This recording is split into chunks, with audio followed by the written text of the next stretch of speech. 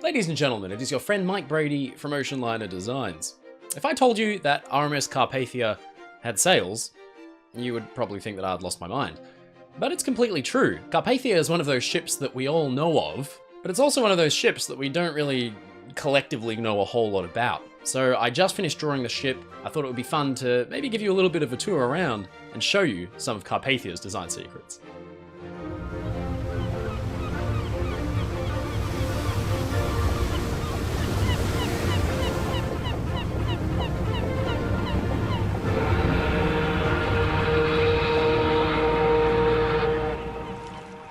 Today we think of Carpathia as a small ship, but at just over 13,000 gross registered tons, at the time of her construction she was Cunard's third largest. She was launched in 1902 by Swan Hunter at Wallsend as a combination passenger cargo liner for the Cunard line, joining her running mates Ivernia and Saxonia for the Liverpool to Boston service. Instead of competing against the transatlantic giants like White Star Line's Oceanic, or the blue ribbon greyhounds such as Kaiser Wilhelm de Clauser, Cunard intended to build some modern, profitable ships that would keep the company solvent while they worked on larger vessels into the future. As such, the vast majority of her bulk was dedicated to cargo. To that end, she had no fewer than 9 hatches, providing access to 7 large cargo holds, including storage for large quantities of frozen meat. Providing access into the hull was a large amount of shell doors, many of which could actually be half open to provide extra ventilation into the ship's hull. Probably the most interesting and surprising design secret of Carpathia is the fact that, originally, she carried sails. Having a close look at photographs of Carpathia early on in her career, you'll see 4 canvas sails furled and lashed to her masts, and another one stowed on the forwardmost mast stay.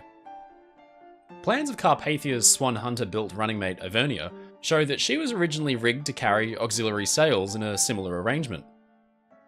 Using these plans as a guide, I've mocked Carpathia up so we can get an idea of how she would have looked with her sails deployed.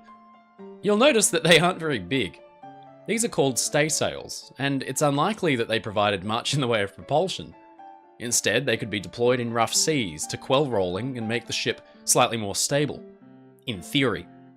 In practice though, I can't really imagine that 4 or 5 tiny sails would have too much impact on a 13,000 gross registered ton steamer. And sure enough, by the time of the Titanic disaster, they had been removed. Carpathia was a twin-screw steamer, and her 3-bladed propellers were driven by a pair of conventional quadruple expansion steam engines, and she was capable of maintaining a surface speed of about 14 knots. Now you might notice that even though she's just a twin-screw ship, she has a propeller aperture. An aperture is the blank void space in the ship's hull around about the location of the propellers, a cutout, if you will.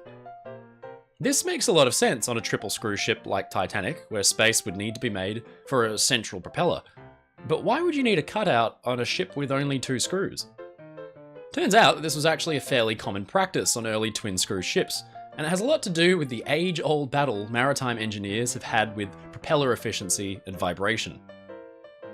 There has to be a sufficient clearance between the propeller's blades and the hull, or else efficiency is lost, or even worse, the whole stern might vibrate as the propellers turn. Shrinking the size of the blades could work, but it obviously impacts the propeller's efficiency.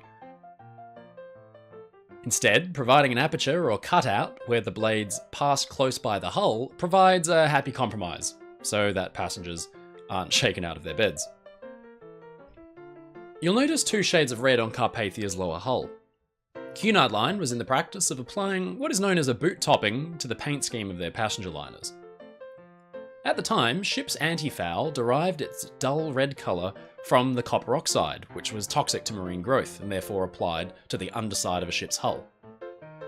Some shipping lines applied a second colour at the waterline, as this was visible to observers, and more conventional paints were used so that you could get a vaster variety of colours. In Cunard's case, a vibrant, dark red was used, and you can actually see this in postcards. All Cunard ships from Carpathia to Lusitania and Aquitania wore the red boot topping for most of their careers. Not only did it simply look good and keep the ship on brand, it was also easy to maintain, because while a ship was moored, maybe recoaling or taking on cargo, crew could go around in small boats or lighters and easily apply new paint to the waterline to keep the ship looking smart. Carpathia really was a veritable floating Swiss Army knife of a ship. Her foremasts were festooned with cargo derricks that could be swung out and aid in the loading and unloading of cargo. To facilitate this, at the base of her foremasts were located pairs of huge steam-powered winches. It's really hard to think of a more capable rescue ship than Carpathia, as following the Titanic disaster, steam was put on the winches and she plucked Titanic's 2-ton lifeboats out of the ocean with relative ease.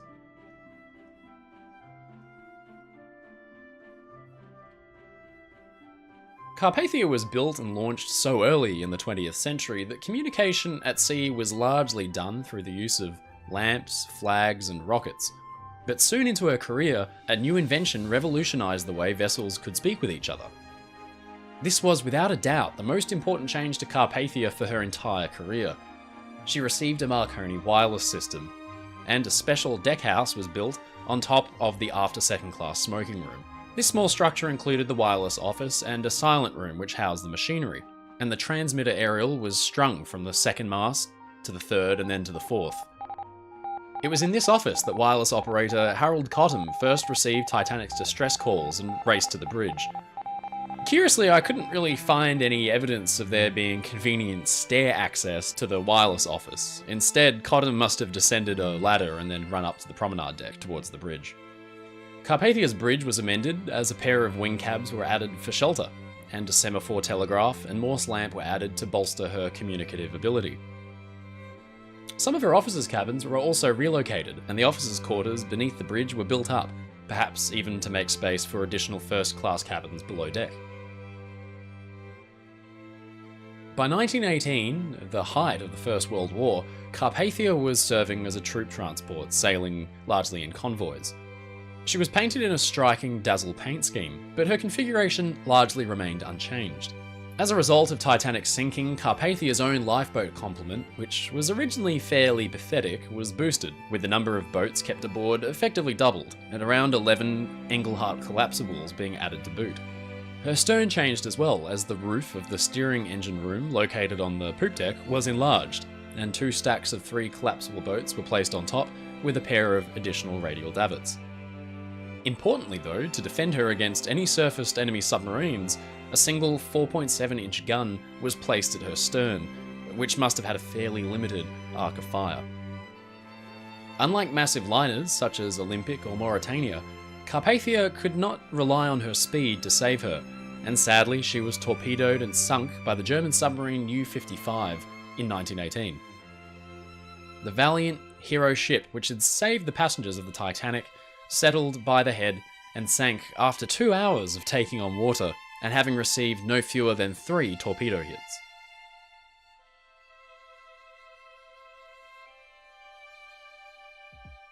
So there you have it.